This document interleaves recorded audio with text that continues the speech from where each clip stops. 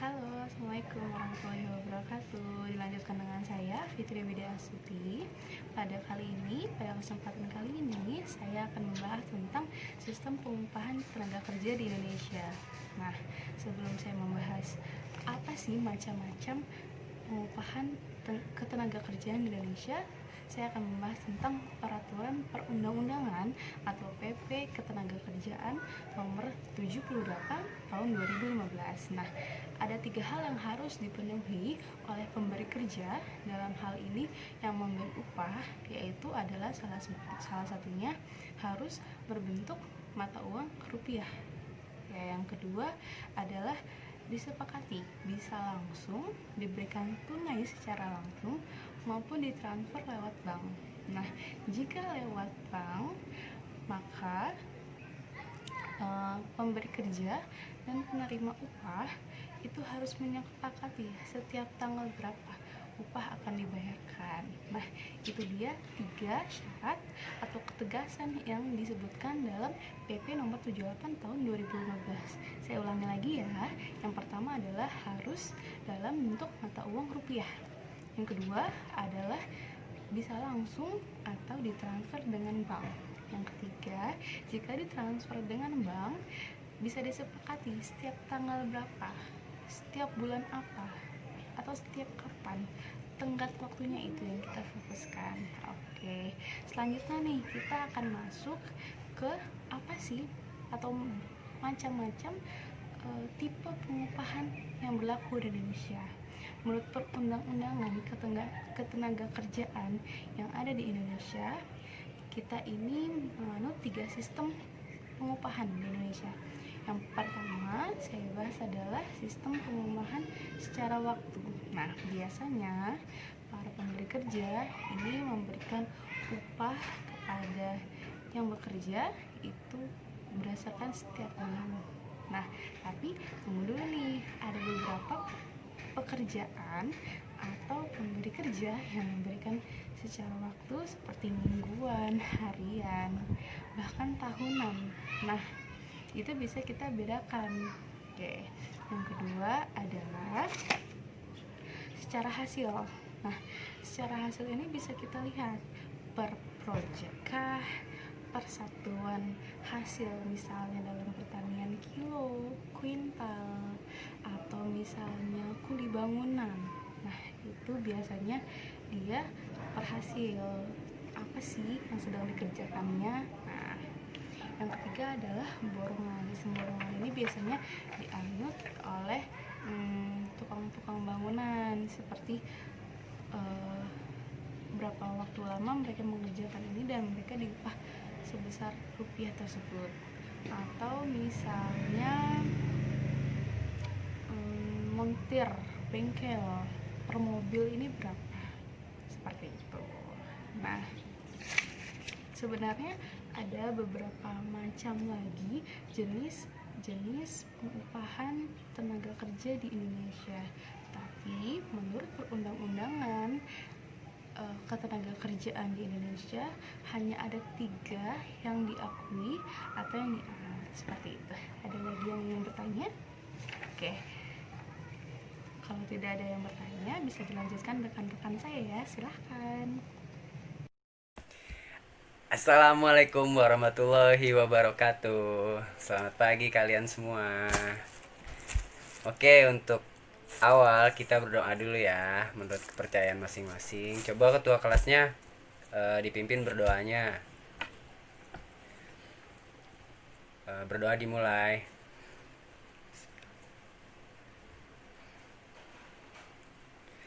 Berdoa selesai. Amin. Oke, untuk pembahasan hari ini kita akan membahas masalah ketenaga kerjaan. Membahas ketenaga kerjaan tak luput dari pertanyaan tentang masa depan kalian. Kalian pernah nggak sih berpikir buat apa kalian itu sekolah?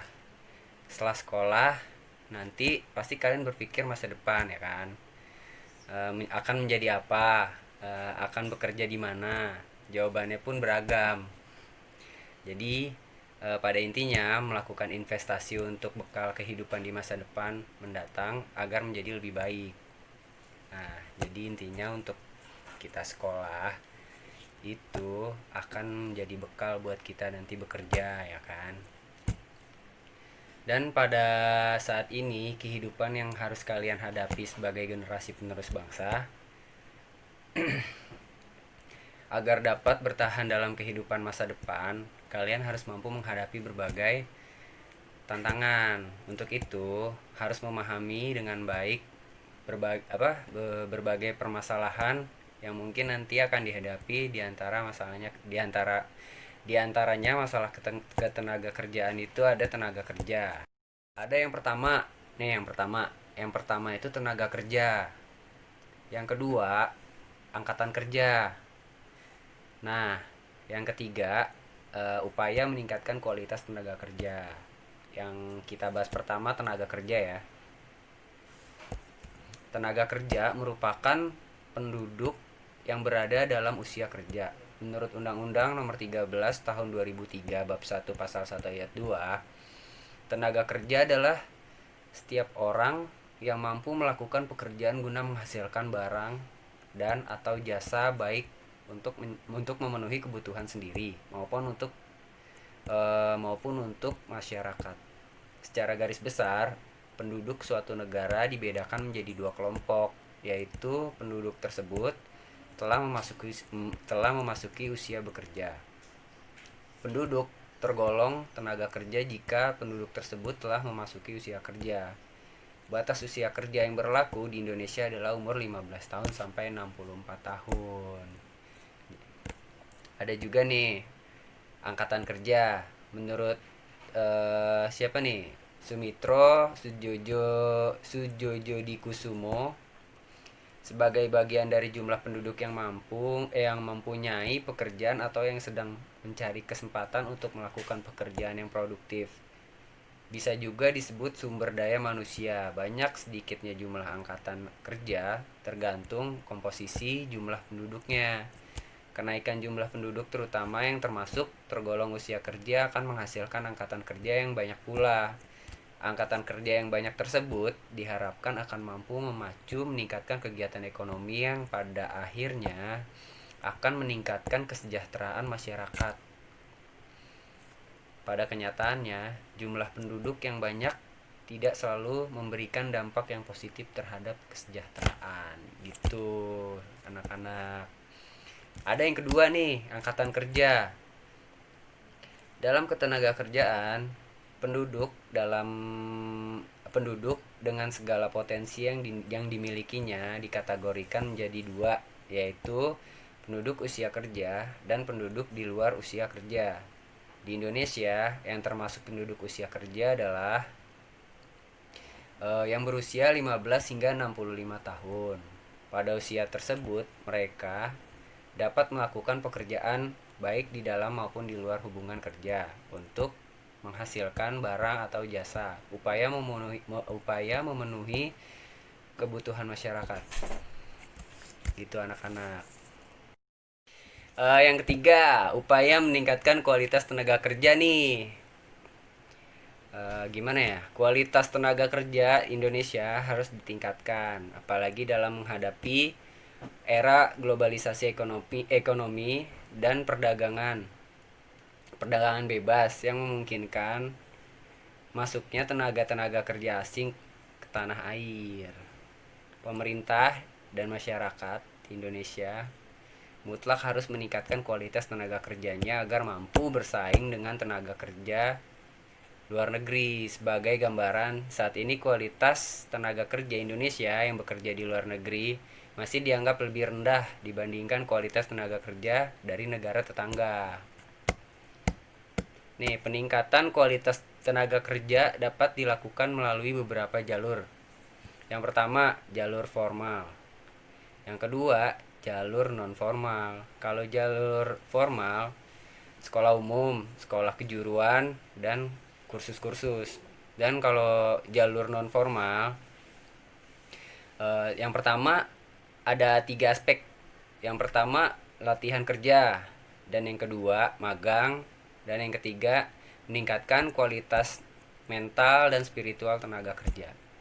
Oke, untuk materi hari ini selesai. Akan diteruskan minggu depan ya anak-anak ya. Untuk hari ini cukup.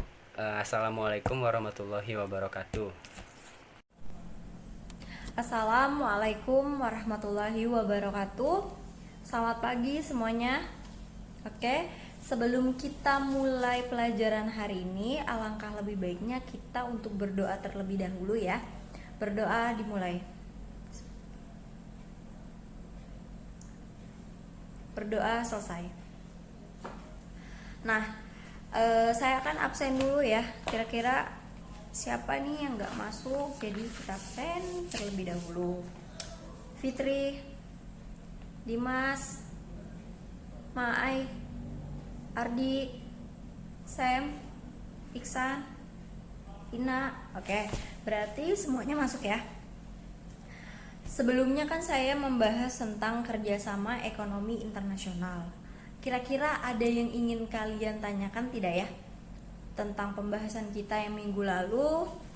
Mungkin pas dibaca di rumah ada yang nggak ngerti, ada yang harus ditanyakan lagi. Silakan, saya persilakan kalian untuk menanyakan tentang kerjasama ekonomi internasional seperti manfaat macam-macamnya gitu.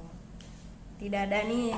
Oke, kita bakalan lanjut ke materi selanjutnya, yaitu tentang pengangguran.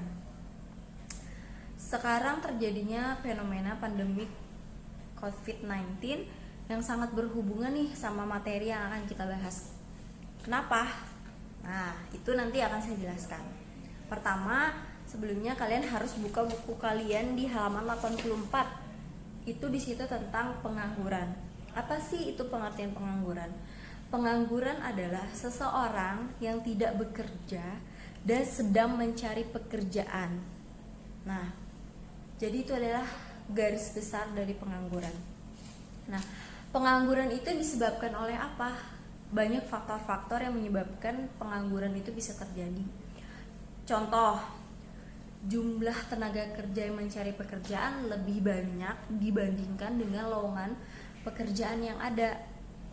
Terus dari pengangguran ini akan ada dampak-dampaknya, dan pengangguran ini merupakan salah satu masalah ekonomi yang selalu dihadapi oleh negara kita. Nah, di sini saya akan menjelaskan tentang di halaman yang halaman 85 itu tentang macam-macam pengangguran. Ternyata pengangguran itu dibedakan menjadi dua kelompok berdasarkan waktu dan berdasarkan penyebab terjadinya. Kalau berdasarkan waktu itu biasanya ada tiga jenis lagi, yaitu pengangguran secara terbuka, pengangguran sedang menganggur, dan pengangguran terselubung. Maksudnya apa tuh dari tiga kelompok ini? Nah, pengangguran terbuka adalah pengangguran yang sama sekali tidak bekerja dan sedang mencari pekerjaan. Nah, yang disebabkan oleh ketidakpasan dari misalkan latar belakangnya, pendapatan yang akan dia terima. Nah, itu mungkin tidak pas. Terus kalau pengangguran sedang menganggur adalah pengangguran yang dia bekerja tapi secara jam kerja, secara pendapatan, produktivitas itu tidak optimal, tidak full, tidak apa yang dia inginkan. Kalau pengangguran terselubung itu adalah pengangguran yang kalian tuh bisa, misalkan kalian adalah seorang sarjana teknik, tiba-tiba harus bekerja di finance, itu kan tidak nyambung, jadi tidak sesuai dengan profesi keahliannya. Nah, terus kita beralih ke pengangguran yang penyebab terjadinya. Itu ada 3 macam di buku kalian, bisa kalian lihat. Itu adalah pengangguran struktural. Pengangguran struktural itu apa? Pengangguran yang disebabkan antara perubahan secara struktural, yaitu biasanya dari pertanian ke industri. Jadi kalian harus mempunyai keterampilan tersendiri. Terus ada pengangguran konjunktural, itu yang berdasarkan dengan penyebab terjadinya karena sistem ekonomi di negara tersebut. Terus ada pengangguran secara secara fiksional. Di situ ada disebabkan oleh seseorang mencari pekerjaan yang jauh lebih baik kayak gitu. Nah, terus di situ juga ada pengangguran musiman. Pengangguran musiman itu apa? Pengangguran yang kalian lihat misalkan nih tukang bangunan, kan nggak setiap bulan itu ada kan, atau enggak dia itu ada ketika bisa proyek atau borongan 3 bulan 4 bulan, maka mereka bekerja full di 3 bulan 4 bulan. Selebihnya ketika udah selesai ya sudah gitu, udah selesai aja. Nah, itu adalah jenis-jenis macam-macam pengangguran. Terus di sini beralih ke penyebab pengangguran. Apa sih penyebab pengangguran? Penyebab pengangguran itu adalah salah satunya adalah urbanisasi. Urbanisasi itu adalah perpindahan dari desa ke kota. Jadi banyak banget orang-orang desa yang beradu nasib di kota, yang katanya jumlah lowongan pekerjaan di kota itu jauh lebih banyak dan lebih bisa menghasilkan. Terus adanya masalah politik. Kenapa politik? Ketika politik udah ricuh dan lain-lainnya, maka berdampak pada negara kita tersebut. Banyak investor-investor yang ketakutan, yang akhirnya tidak berinvestasi, dan yang tadinya mau buka pekerjaan di sini, membuka pabrik, jadi tidak terjadi, yaitu gara-gara politik itu juga mempengaruhi gitu. Terus sekarang fakta, benar-benar fakta, yaitu masalah pandemi COVID-19. Kenapa saya bilang fakta? Sekarang kita lihat banyak di berita karyawan-karyawan yang di PHK. Di PHK itu kenapa? Karena perusahaan tidak mendapatkan timbal balik dari operasional perusahaan itu yang jadi tidak optimal. Yang harusnya bisa menghasilkan 100 juta, malah ini cuma misalkan 20 juta. Nah, sisanya harus membayar karyawan, membayar biaya dan lain-lain. Itu kan sangat berdampak sekali kayak gitu kan. Jadi ini juga merupakan salah satunya dan jarang sekali terjadi. Mungkin yang baru terjadi ya saat ini, yang baru kita rasain benar-benar sampai 3 bulan harus di rumah. Misalkan yang minggu lalu kalian harus belajar di rumah, dan alhamdulillah sekarang udah mulai kita new normal lagi, mulai kita biasakan cuci tangan yang bersih, hidup yang bersih, makan yang sehat, bergizi. Nah, itu merupakan salah satu istilahnya fakta yang harus kalian bisa, ternyata pengangguran pandemi ini berhubungan dengan negara, berhubungan dengan perusahaan, akhirnya berdampak dan akhirnya ke kita juga kayak gitu.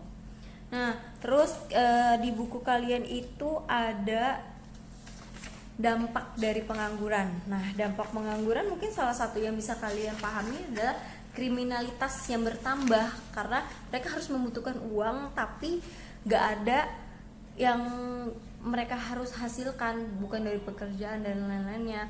Terus pendapatan negara juga semakin menurun kayak gitu. Terus secara sosial juga menurun dan banyak hal yang terjadi kayak gitu.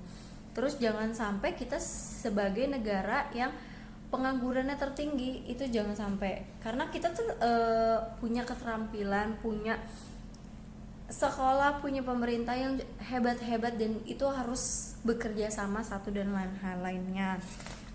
Nah, di situ ketika saya mau bahas cara mengatasi pengangguran, mungkin ada yang ingin kalian tanyain dari tadi, pengertian macam-macam pengangguran, terus dampak kayak gitu. Jadi semua itu saling berkaitan. Ketika suatu negara terjadinya masalah, pasti akan berhubung dengan perkantoran, dengan industri dan lain-lainnya. Ada yang ingin kalian tanyakan? Tidak ada ya? Oke. Sekarang kita masuk ke cara mengatasi pengangguran. Cara mengatasi pengangguran ya salah satunya adalah kalian sebagai tenaga kerja harus bisa keterampilan kalian itu di-upgrade. Punya nilai jual, terus juga pemerintah harus bekerja sama tuh terutama untuk membangun ekonomi kita untuk menarik investor kayak gitu. Nah, itu mungkin salah satu cara mengatasinya. Nah, dari sini ada yang ingin kalian tanyakan?